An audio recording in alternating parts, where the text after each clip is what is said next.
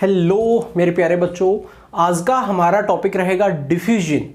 बात करते हैं डिफ्यूजन होता क्या है। देखिए, जैसा कि आपने घर में देखा होगा कि खाना बना रही हैं हमारी मम्मा, तो हमें पता लग जाता है कि आज क्या बन रहा है। कैसे?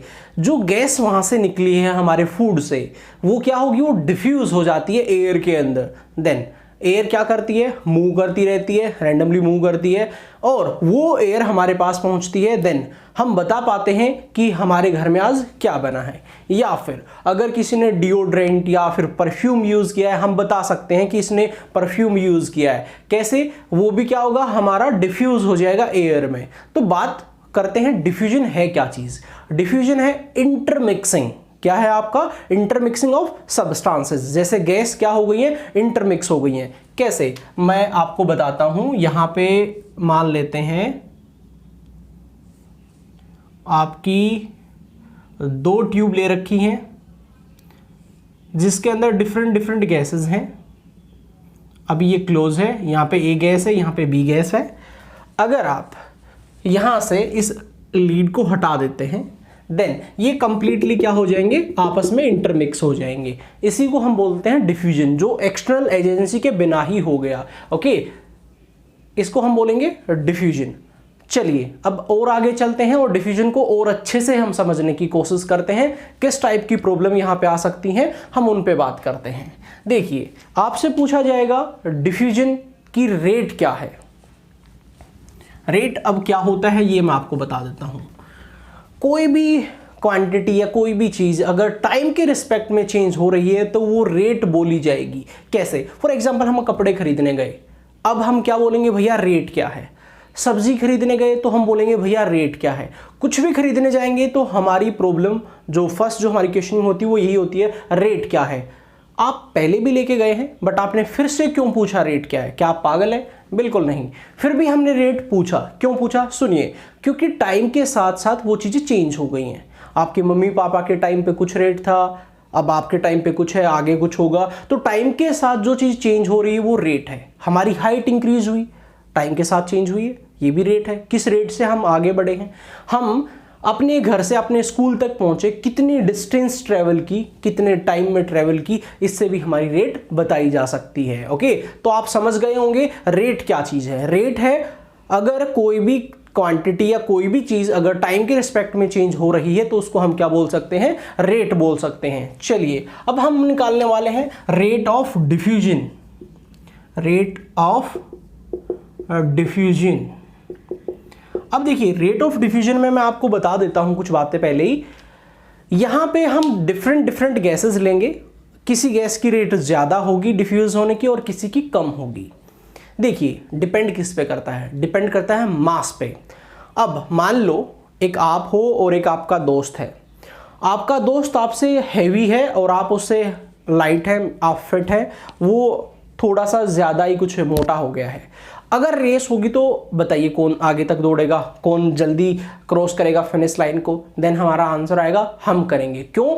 क्योंकि हम उससे फिट हैं, उससे कम वेट है हमारा। ओके, अब देखिए, ये हुई मास के इन्वर्सली प्रोपोर्शनल।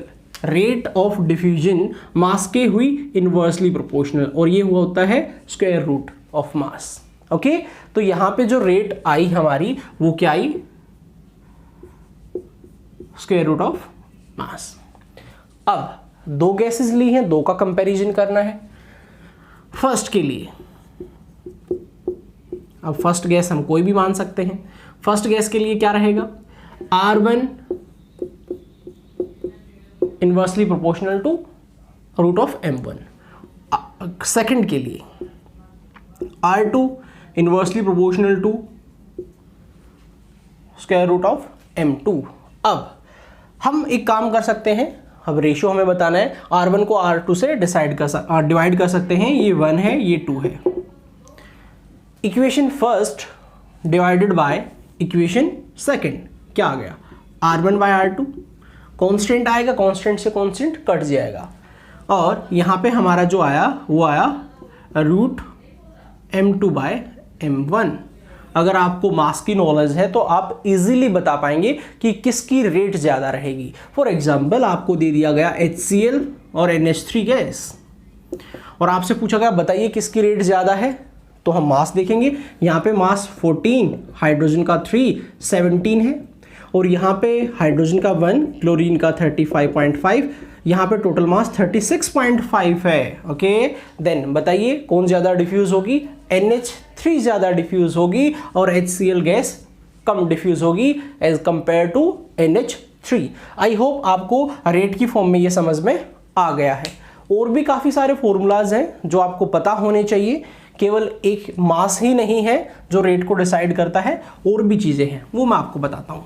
चलिए सुनिए, हमने प्रेशर कांस्टेंट लिया है, टेम्परेचर कांस्टेंट लिया है और एरिया कांस्टेंट लिया है। नेक्स्ट फॉर्मूला मैं आपको बता रहा हूँ, प्रेशर, टेम्परेचर, एरिया क्या लिए हैं आपने, कांस्टेंट। अब यहां पे जो रेट है वो बताई जा रही है वॉल्यूम की फॉर्म में, volume of gas diffuse, gas ने कितनी वॉल्यूम को डिफ्यूज किया और कितने टाइम में, 2 लीटर को किया, 3 लीटर को किया, 5 लीटर को किया, 10 लीटर को किया। अब आपको ये देखना है volume of gas diffused divided by time taken, कितने टाइम में किया। ये आप बता सकते हैं ना, जैसे कि क्या होता है, मान लेते हैं हमें 10 लीटर दिया गया, एक गैस को 10 लीटर में फैलने के लिए 10 मिनट लगे, दूसरी गैस को 10 लीटर में फैलने के लिए 5 मिनट लगे। वॉल्यूम यहाँ पे क्या है, दोनों की सेम ले लिए, बट उसको लगे 5 मिनट, इसको लगे 10 मिनट। देन रेट किसकी ज़्यादा है, जिसने 5 मिनट लिए हैं। तो यहाँ पे आप फॉर्मूला बनाना चाहें तो क्या बना सकते हैं, V/T, और 2 का लिया है आपने तो क्या कर सकते हैं, R1 V1/T1, R2 V2/T2। Ratio निकाल लेंगे, रेशियो की प्रॉब्लम बहुत आती है क्योंकि पूछा जाता है ये इतना हो तो दूसरा कितना होगा, R1/R2 V1/T1 V2/T2, V2 यहाँ पे T2 को हमने ऊपर ले लिया है। ओके, ये आपका फॉर्मूला बना। अब कभी कभार आपको बोल देता है दोनों के लिए वॉल्यूम सेम है, वॉल्यूम सेम है। अब वॉल्यूम सेम है तो वॉल्यूम तो हटा दो, R1 R2 दे दिया गया है, एक का T1 दे दिया गया है, दूसरे का T2 पूछ लिया गया है। ओके, या T2 दे दिया गया है, T1 पूछ लिया गया है। तो यहां पे फॉर्मूला बन गया R1/R2 T2/T1। ओके, क्योंकि कभी कभार वॉल्यूम, जैसे आपको भी 10 लीटर दिया, मुझे भी 10 लीटर दिया, एंड देन फिर हमसे पूछ लिया गया बताइए इसको लगे 10 मिनट, आपको कितने लगेंगे। कभी कभार यहाँ पे क्या करता है, आपको टाइम सेम दे देता है, टाइम आपको सेम दे दिया गया। अगर टाइम सेम दिया गया है तो हमारा T1 T2 हट गया है, मीन्स आपको भी 10 मिनट दी गई, मुझे भी 10 मिनट दी गई, और पूछा गया इन्होंने किया 10 लीटर को डिफ्यूज, आप देखिए कितने को कर पाएंगे, 10 को ही कर पाएंगे, 10 से ज्यादा कर पाएंगे या 10 से कम, वो डिपेंड करता है हमारी रेट पे, हमारे मास पे। देन क्या होगा, R1/R2 equals to, time same है, V1/V2। R1 पता होगा, R2 पता होगा, V1 पता होगा, V2 निकाल लेंगे, V2 पता होगा, V1 निकाल लेंगे। आई होप आपको वॉल्यूम की फॉर्म में आपको ये समझ में आ गया है। नेक्स्ट, अब मैं आपको बता रहा हूं डिस्टेंस की फॉर्म में, कैसे ये मैं बता देता हूं, क्योंकि न्यूमेरिकल कहीं से भी आपसे पूछा जा सकता है, ये फॉर्मूले आपको पता होने चाहिए, केवल मास से काम नहीं चलने वाला है। देखिए, मान लेते हैं gas A, gas B same time पे डिफ्यूज हुई, गैस ने इतना डिस्टेंस ट्रेवल किया बस, और B ने इतना डिस्टेंस ट्रेवल किया, मीन्स ये जल्दी डिफ्यूज होकर चल रही है, ये कम हो रही है। डिफ्यूजन किसका फास्ट है, B का, ज़्यादा डिस्टेंस ट्रेवल कर रही है, टाइम सेम है। अब देख लेते हैं फिर फॉर्मूला क्या रहेगा, R इक्वल्स टू D/T, क्योंकि मैंने बताया रेट क्या होती है, किसी भी क्वांटिटी, किसी के भी रिस्पेक्ट में आप टाइम लेंगे, टाइम के रिस्पेक्ट में कोई भी चीज़ चेंज हो रही है वो हमारी रेट होगी। अब हम लेंगे distance travelled divided by time taken, तो यहाँ पे हो गया R D/T means R1 equals to D1/T1, R2 equals to what, D2/T2। Ratio निकालेंगे R1 by R2 equals to what D1 by T1 D2 by T2, T2 ऊपर चला गया। आप इजीली बता पाएंगे यहाँ पे डिस्टेंस को भी और टाइम को भी। कभी कभार आप लोगों से पूछ लिया जाता है क्या डिस्टेंस सेम दे दी गई, सेम डिस्टेंस ट्रेवल की, इसने 10 मिनट ली, बताइए उसने कितनी मिनट ली। या कभी कभार टाइम सेम दे दिया जाता है, जैसे यहाँ पे मैंने टाइम सेम दिया, मान लो इसने यहाँ पे 100 मीटर को कर लिया, या 100 मीटर ज़्यादा लग रहा है, 100 सेंटीमीटर लगा लो, और इसने मान लेते 150 सेंटीमीटर को कर लिया है डिफ्यूज। टाइम सेम था, दोनों को 10 मिनट दी गई थी। इसने 10 मिनट में इतना कवर किया, इसने 10 मिनट में इतना कवर किया। ओके, तो कभी कभार T1 T2 सेम दे देगा, कभी कभार D1 D2 सेम दे देगा। R1 R2 क्या रेट देगा, अरे नहीं देगा तो हम मास से निकाल लेंगे ना, क्योंकि ये इक्वली तो है। R1 by R2 equals to M2 bye M1। अब बच्चे सोचेंगे आपको R1 बाय R2 देगा, अरे नहीं, आपको मास पता है ना, तो मास से आप R1 R2 यहां से फाइंड आउट कर सकते हैं। ओके, चलिए अब हम आगे चलते हैं। ये हमारा डिस्टेंस की फॉर्म में क्लियर हो गया है। Next, in terms of pressure, कभी कभार ये भी आता है, ये भी आपको पता होना चाहिए। इन टर्म्स ऑफ प्रेशर,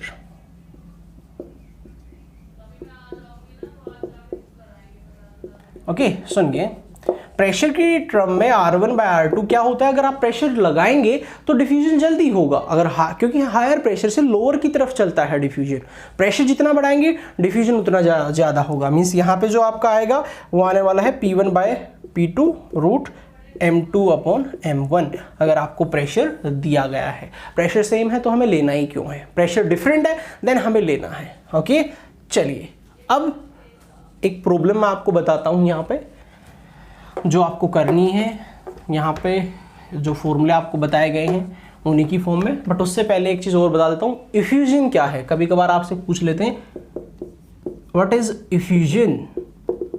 देखिए, अगर गाड़ी की बात करते हैं, गाड़ी का टायर अगर फट गया तो डिफ्यूजन है, एक लार्ज एरिया आपका वहाँ से फट गया है और गैसेस इंटरमिक्स हो गई हैं। बट अगर गाड़ी में पंचर हुआ है, मीन्स अगर पिन होल से, एक छोटे से होल से अगर गैस डिफ्यूज हुई है, देन हम बोलेंगे ये इफ्यूजन है। लाइक डिओड्रेंट आपने लिखा है, परफ्यूम आपने लिखा है, आप उसको प्रेस करते हैं तो एक पिन होल से आपकी वहाँ से परफ्यूम या डिओड्रेंट निकलता है, वो इफ्यूजन है, वो डिफ्यूजन नहीं है। ओके, तो इफ्यूजन आपको क्लियर होना चाहिए। ओके, चलिए बात करते हैं इसके न्यूमेरिकल पे। देखिए आपने क्या किया, एक साइड से HCl गैस को डाला है और दूसरी साइड से आपने NH3 को डाला है, तब HCl और NH3 मिलती है तो वाइट फ्यूम्स मिलती हैं। अब आपसे पूछा ये जाएगा क्या ये जो वाइट फ्यूम्स बनेंगी ये यहां पे बनेंगी A पॉइंट पे, क्या बीच में बनेंगी, क्या B पॉइंट पे HCl की तरफ बनेंगी, या फिर C पॉइंट पे बनेंगी। ओके, सिंपली ये पूछा गया आपसे। देन आप क्या बोलेंगे, इसका मास जो है वो है 36.5 और इसका मास जो है वो है 17। ये डिफ्यूज ज़्यादा होगी, मीन्स ये ट्रेवल ज़्यादा करेगी, ये इसके आसपास होगी, मीन्स HCl के। HCl कम डिफ्यूज होगी, ट्रेवल कम करेगी। वाइट फ्यूम्स A से इस साइड बनेंगी, HCl की साइड। आई होप समझ में आ गया होगा। बट कभी कभार हमसे पूछ भी लेता है कितना डिस्टेंस ट्रेवल किया, तो हमें पता है टोटल जैसे हमें दे दिया गया है 200 सेंटीमीटर। टोटल डिस्टेंस कितना है, 200 सेंटीमीटर। अब आपको बताना है यहाँ पे कितना कवर HCl ने किया 200 में से और कितना आपका NH3 ने किया है। ओके, तो ये आपको बताना है यहाँ पे। देखिए कैसे बता पाएंगे, आप एक काम करो, यहाँ पे R NH3 rate of NH3 upon rate of HCl। मैंने आपको बताया रेट नहीं देगा, मास पता है, मास से रेट निकाल लेंगे। तो यहाँ पे मास ऊपर आएगा, इसका नीचे आएगा, पता होना चाहिए, इनवर्सली प्रोपोर्शनल होता है। 36.5 डिवाइडेड बाय 17। अगर आप इसको सोल्व करेंगे तो आपकी वैल्यू आएगी 1.465:1। ओके, मीन्स ये और ये रेशियो देखेंगे तो ये जो गैस है ये इसका 1.465 टाइम्स ज़्यादा चलती है किससे, HCl से। ओके तो ये हमें रेशियो पता लग गया। अब हमें डिस्टेंस बतानी है HCl की। किसी की भी डिस्टेंस बता दो, एक की पता लग गई, दूसरे की तो माइनस कर देंगे, 200 माइनस d कर देंगे। मान लेते हैं एक d चल रहा है, एक क्या चलेगा 200 माइनस d। तो हम d के लिए निकाल लेते हैं। तो d कितना 1, टोटल कितना आएगा 1 प्लस 1.465 इंटू टोटल कितना है 200। आप इसको सोल्व करके देखेंगे, ठीक है, ये आपका टास्क है। लगभग इसका आएगा 81.13 सेंटीमीटर। मीन्स HCl ने जो डिस्टेंस ट्रेवल की वो कितनी की है, लगभग 81.13, और जो बाकी की डिस्टेंस बच गई है 200 माइनस 81.13 वो किसने ट्रेवल की है, NH3 ने की है। ओके इस टाइप की प्रॉब्लम आपकी जरूर आएंगी और आपको करनी है। एक प्रॉब्लम और काफ़ी इंपॉर्टेंट और काफ़ी इंटरेस्टिंग प्रॉब्लम है, रफ कर रहे हैं फिलहाल इसको। कैलकुलेशन का पार्ट अपने आप करेंगे आप लोग, ठीक है, क्योंकि केमिस्ट्री पढ़ रहे हैं ना कि मैथमेटिक्स। ओके और कैलकुलेशन आपकी अच्छी खासी होनी चाहिए, फास्ट होनी चाहिए, टाइम बचेगा तो आप अच्छा कर पाएंगे। चलिए नेक्स्ट देखिए, एक प्रॉब्लम आपको दी गई है। आप एक मूवी थिएटर में बैठे हैं, वहां पे एक साइड से वीपिंग गैस छोड़ दी गई है और एक साइड से लाफिंग गैस छोड़ दी गई है। सभी चेयर इक्वी डिस्टेंस पे हैं, 1 मीटर के इक्वी डिस्टेंस पे हैं। टोटल यहाँ पे जो आपका थिएटर है 287 सेंटीमीटर ले लेते हैं, सॉरी मीटर उसकी क्या है, लेंथ है यहाँ पे ऐसे। अब एक साइड से लाफिंग गैस छोड़ी गई है, एक साइड से वीपिंग गैस छोड़ी गई है। आपसे पूछा गया है सेम पॉइंट पे, एक फिक्स पॉइंट पे ऐसा बताओ जहां पे आपको बताना है कितने लोग हंसने लगेंगे थिएटर में और कितने लोग रोने लगेंगे। कुछ लोग ऐसा सोचेंगे सर दोनों पहुंच गई तो, अरे आप अगर न्यूमेरिकल निकालेंगे तो आपको पता लगेगा कितनी रो तक आपकी लाफिंग गैस पहुंचेगी और कितनी वहां तक आपकी वीपिंग गैस पहुंचेगी। तो ये न्यूमेरिकल भी सेम उसी टाइप का है और ईजी है। ओके बात करते हैं कहाँ तक हंसेंगे और कहाँ तक रोएंगे। और मैंने बताया इक्वी डिस्टेंस है 1 मीटर की यहाँ पे रो बनाई गई है। देखिए लाफिंग गैस होती है N2O, ये आपको पता होना चाहिए, और वीपिंग गैस होती है C8H7OCl। ये दिया हुआ होगा न्यूमेरिकल में, याद रखने की कोई ज़रूरत नहीं है। पता तो हमें लग गया है कि ज़्यादा लोग हंसेंगे क्योंकि N2O का मास कम है। यहाँ पे आपको मास इसका पता होना चाहिए 44 ग्राम है और इसका मास 154.5 ग्राम है। ये आपको कैलकुलेट कर लेना है, इजी है, आता है, हम कर चुके हैं इन चीज़ों को। अब मास कम है मीन्स ये ज़्यादा ट्रेवल करेगी। ओके ज़्यादा लोग हंसेंगे, कम लोग रोएंगे। बट अब हमसे ये नहीं पूछा है कम या ज़्यादा, हमसे तो एक्यूरेट पूछा गया है कितनी रो के लोग हंसेंगे। देखिए अब आप रेट निकालेंगे, R/N2O जिसका मास कम है वो ऊपर ले लेते हैं क्योंकि यहाँ पे रेशियो निकालने में आसानी रहेगी। R/N2O और नीचे क्या आ गया R, C8H7OCl मीन्स यहाँ पे मास इसका ऊपर चला जाएगा 154.5, इसका मास नीचे आ जाएगा, रेशियो निकालने में आसानी रहेगी। ये आ गया 1.87:1। ओके ये सोल्व करना आपका काम है। अब आपको बताया गया है, अगर हम बात कर लेते हैं N2O के लिए कि डिस्टेंस कितना ट्रेवल किया N2O ने, तो क्या करेंगे हम, N2O के लिए क्या है 1 डिवाइडेड बाय 1 प्लस 1.87। आप करना चाहें तो इसको क्या कर सकते हैं 2.87, यहाँ पे कितना आपका है 287। ओके अब अगर आप बात करेंगे यहाँ पे N2O के लिए, हमारा यहाँ पे है N2O की रेट है वो है 1.87, सॉरी ये तो यहाँ पे 1 तो इसके लिए है, इसके लिए ये है 1.87। ओके चलिए अब पॉइंट से पॉइंट को कैंसिल कर लेंगे, 287 से 287 कट गया और 187, क्योंकि हमें पता लग गया ना क्योंकि N2O ज़्यादा ट्रेवल करेगी तो 187 रो तक मान लेते हैं, यहाँ तक ये 187 है। अब यहाँ पे तो 287 हम बनाने वाले नहीं है तो 187 रो तक लोग क्या करेंगे, हंसेंगे, या जो भी देखने के लिए गए हुए हैं वो हंसेंगे, और बाकी जो 100 रोज बच गई वो क्या है, रोएंगे। हाँ, वो अब आपकी किस्मत है, आप आगे बैठे हैं या पीछे बैठे हैं। यहाँ से पीछे से छोड़ी गई है वीपिंग गैस, आप रोएंगे, आगे से छोड़ी गई है लाफिंग गैस, आप हंसेंगे। पूछा जाता है कि कौन सी अच्छी है, तो लोगों का आंसर आता है कि लाफिंग गैस अच्छी है। अरे भाई, हंस हंस के इंसान पागल हो जाएगा, मर जाएगा, रुका नहीं जाएगा उससे, ठीक है, आंखें बाहर निकलने को हो जाएंगी। तो वीपिंग गैस भी कोई अच्छी चीज़ नहीं है। कहीं आप सोच रहे हो कि हंस हंस के आपकी दिमाग की नसें फट जाएंगी। ओके, तो ना तो वीपिंग गैस अच्छी है, ना ही लाफिंग गैस अच्छी है।